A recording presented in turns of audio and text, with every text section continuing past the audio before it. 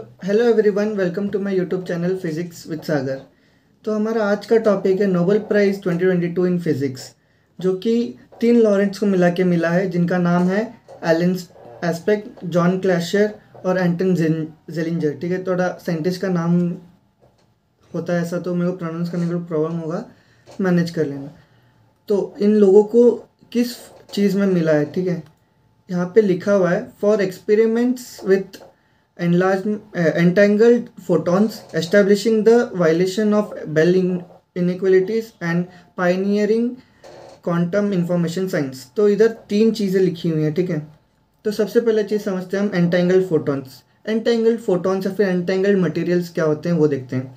अगर समझो मेरा ये एक पार्टिकल है जिसका स्पिन क्वांटम नंबर है, मतलब स्पिन एंगुलर मोमेंटम जो है नेट इस पे पूरा, मतलब टोटल स्पिन एंगुलर मोमेंटम जो है वो 0 है, ठीक है। इस पर अगर स्पिन एंगुलर मोमेंटम मेरा 0 है, दैट इज़ ms, अगर मेरा 0 है तो फिर ये क्या हुआ, एक इक्विलिब्रियम में। अगर मैं इसको 2 पार्टिकल्स में डिवाइड कर दूँ, ठीक है, अगर ये 2 फर्दर पार्टिकल्स में डिवाइड हो जाता है तो फिर ये दोनों इक्वली स्पिन एंगुलर मोमेंटम में डिवाइड होंगे, क्योंकि एंगुलर मोमेंटम जो रहता है कंजर्व रहता है। और अगर वो इक्वल पार्ट में डिवाइड नहीं होते हैं तो फिर ये होता है हमारा लॉ का वायलेशन होता है, कंजर्वेटिव लॉ, मोमेंटम का कंजर्वेटिव लॉ जो है उसका वायलेशन होता है। तो फिर ये और ये दोनों इक्वल पार्ट में डिवाइड होंगे, और ये +½ और ये -½ हो सकता है, फिर ये -½ या फिर वो +½ हो सकता है। Anything can be possible. तो अब हमको पता है कि स्पिन के वैल्यूज़ जो रहते हैं, स्पिन क्वांटम नंबर्स के वैल्यूज जो होते हैं, या तो +5 हो सकते हैं, फिर -½ होते हैं, फिर +½ हो सकते हैं। तो ये होता है एंटेंगल्ड फोटॉन्स। मतलब इन दोनों का 2 मटेरियल्स है जो एक दूसरे के बीच में कुछ सिग्नल्स, कुछ इंफॉर्मेशन शेयर कर रहे हैं, या फिर उन दोनों को मिला के कुछ प्रॉपर्टी है उस पार्टिकल की। नेक्स्ट यहाँ पे लिखा है establishing the violation of Bell inequalities. John Bell करके एक साइंटिस्ट थे, उन्होंने कुछ थ्योरीज दी थी on the basis of entangled photons. तो फिर उन्होंने इन लोगों ने क्या किया कि वो प्रूफ, उसमें क्या बोला था कि there is no quantum mechanics prediction can be made through this entangled photons और समथिंग। तो फिर इन्होंने इस चीज़ को गलत प्रूफ किया है। बाद में गलत प्रूफ मतलब क्या, there is something between those 2 करके प्रूफ किए हैं। And pioneering quantum information science, मतलब क्वांटम मैकेनिक्स के जो भी पुराने ये थे थ्योरीज थे, उन पे इन्होंने नए थ्योरीज लेके आए हैं। तो फिर लेट अस सी, स्टार्ट करते हैं हम पहले से। सबसे पहले आते हैं हमारे सर एल्बर्ट आइंस्टाइन। तो सबसे पहले इन्होंने बोला था कि हमारा क्वांटम मैकेनिक्स जो है बहुत सक्सेसफुल है, पर इट इज़ वियर्ड। क्यों?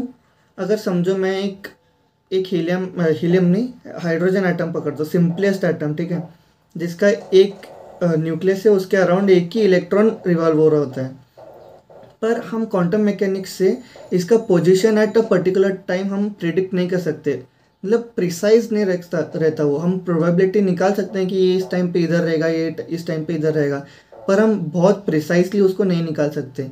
तो फिर सर आइंस्टाइन ने क्या बोला, this is not the quantum mechanics which it is, मतलब क्वांटम मैकेनिक्स इतना ही नहीं है, it is more than what it is.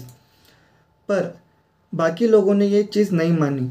बाकी लोग मतलब कौन? नील बोर और एडविन स्कॉडिंजर। तो ये है नील बोर, जो कि फोटो के लेफ्ट साइड में, ये नील बोर है, और ये है एडविन स्कॉडिंजर। स्कॉडिंजर और बोर्स के बारे में आपने तो बहुत पहले मतलब सुना होगा, बोर एटम मॉडल, बाद में स्कॉडिंजर का प्रोबेबिलिटी वगैरह जो निकाला था उन्होंने। तो इन्होंने बोला कि क्वांटम मैकेनिक्स जो अभी है यही है, इससे ज़्यादा कुछ नहीं है। पर इस चीज़ को गलत प्रूफ करने के लिए आइंस्टाइन, पोडल्स्की और रोजन ने एक नया थ्योरी लाया, जिसमें इन्होंने बोला कि इन्होंने क्या किया, एक सोर्स लिया जो कि एंटेंगल्ड मटेरियल्स को प्रोड्यूस करते हैं, ठीक है। ये एक सोर्स है जो एंटेंगल्ड फोटॉन्स बोलो, एंटेंगल्ड पार्टिकल्स को प्रोड्यूस करते हैं। तो फिर यहाँ पे एक एंटेंगल्ड पार्टिकल है और यहाँ पे एक एंटेंगल्ड पार्टिकल है, और ये दोनों एक दूसरे से रिलेटेड है। अगर मैं इस वाले पे लेटेस्ट से दिस इज एंटेंगल्ड पेयर हो ए और एंटेंगल्ड पेयर बी, अगर मैं इस एंटेंगल्ड पेयर पे इसका स्पिन मेजरमेंट करूँ, ठीक है,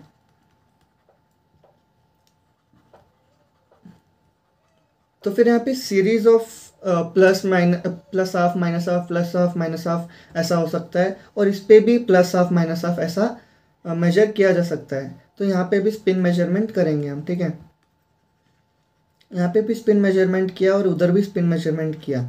तो फिर यहाँ पे हम इंडिविजुअल जब पूरा स्पिन मेजरमेंट करते हैं तो फिर एक का आता है पॉजिटिव और एक का आता है नेगेटिव, ठीक है। तो इन्होंने बोला कि यहाँ पे कुछ हिडन वेरिएबल्स है जो कि एक पर्टिकुलर एंटेंगल्ड पेयर पे भी काम कर रहा है, जिसकी वजह से इन दोनों को जब हम एक साथ मेजर करते हैं तो फिर ये हमेशा नेगेटिव और ये हमेशा पॉजिटिव आ रहा है। जब हम एक पर्टिकुलर चीज़ को लेंगे ना तो इसमें सीरीज रहेगा, एक पॉजिटिव नेगेटिव ऐसा स्पिन पेयर रहेगा, पर इधर वैसा नहीं है। मतलब इधर भी वैसा है, पर जब हम दोनों को मेजर करते हैं, कंबाइन करके मेजर करते हैं, तो ये हमेशा पॉजिटिव और ये हमेशा नेगेटिव आ रहा है इररिस्पेक्टिव ऑफ द पोजीशन। अगर ये दोनों का पोजीशन भी चेंज करते हो तो फिर एक एंटेंगल्ड पेयर में हमेशा एक नेगेटिव और एक पॉजिटिव चीज़ रहेगी।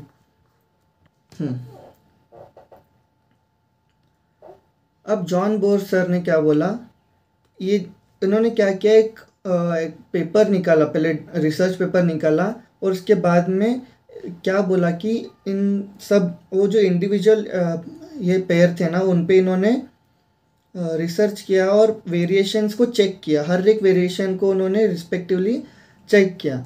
तो उन्होंने बोला कि कोई भी क्वांटम मैकेनिक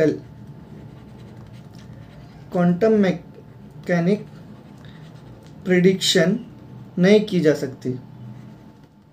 एंटेंगल्ड पेयर्स के बीच में हम कोई भी क्वांटम मैकेनिकल प्रेडिक्शन रिप्रोड्यूस नहीं कर सकते, ठीक है। जिस इनके वेरिएशन का रिजल्ट जो आया उससे इन्होंने बोला कि there will be no quantum mechanical prediction reproduced. Okay, तो फिर ये एक चीज़ हो गई सालों साल तक के लिए, एजेस के लिए। ये एक फिलोसॉफिकल बात हो गई कि there will be no hidden variables. Einstein sir ने क्या बोला था, there will be hidden variables, but John Bell discovery से हमको ये पता चला कि there will be no hidden variables. तो after a lot of days या फिर लॉट ऑफ ईयर्स यहाँ पे सबसे पहला काम किया है हमारे जॉन क्लैशर सर ने। जॉन क्लैशर ने क्या बोला, बेल एक्सपेरिमेंट जो है जॉन बेल ने जो दिया था वो सिर्फ एक थियरी थी, ठीक है। There was no experimental proof because वहाँ पे कोई क्वांटम मैकेनिकल प्रेडिक्शन ही नहीं निकल रहे थे according to them in the variation checked. तो फिर इन्होंने क्या किया, ये चीज़ मैं लैबोरेटरी में कर सकता हूँ करके एक रिसर्च पेपर निकाला, और क्योंकि हम जो रिसोर्सेज अवेलेबल थे उस पर ये लोग नहीं कर सकते थे, इन्होंने और थोड़े लोगों के साथ मिल के एक एक्सपेरिमेंट किया जहाँ पे क्वांटम मैकेनिक्स प्रूव हुआ। मतलब क्वांटम मैकेनिक के कुछ प्रॉपर्टीज़ निकल के आए, मतलब कुछ रूल्स, थोड़े प्रिडिक्शंस निकल के आए, ठीक है। पर यहाँ पे एक लूप होल था। क्या था, अगर दो मेरे क्वांटम मैकेनिकल ये है एंटेंगल्ड फोटॉन्स है, तो फिर इधर से इधर और इधर से इधर कोई सिग्नल पास हो रहा है कि नहीं पता नहीं चल रहा था, ताकि इन दोनों के बीच में जो रिजल्ट है वो इन दोनों को पता चले। क्योंकि ये जो एंटेंगल्ड फोटॉन्स रहते हैं बहुत ज़्यादा डिस्टेंस पे रह सकते हैं, बहुत दूर दूर हो सकते हैं, तो फिर इन दोनों के बीच में कोई सिग्नल पास हो रहा है कि नहीं वो जॉन क्लैशर ने जो एक्सपेरिमेंट किया था उसे पता नहीं चल रहा था। तो उसके बाद में एलन एस्पेक्ट इन्होंने एक एक्सपेरिमेंट किया जिससे पता चला कि signals are being passed between the two entangled particles, मतलब there is some hidden variable.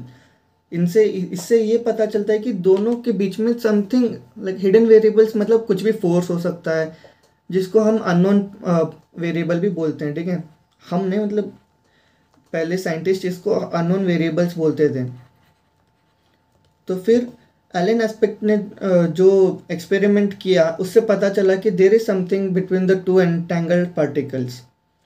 उसके बाद में the main thing Anton Zeilinger, इनका थोड़ा स्पेलिंग और माफ़ करना प्रोनाउंसिएशन के लिए, एंटन जेलिंगर, इन्होंने ऐसे बहुत सारे थेरीज लाए जिससे प्रूव होता है कि there is no hidden variable, there are some realistic variables which are there between the two entangled photons और पार्टिकल्स।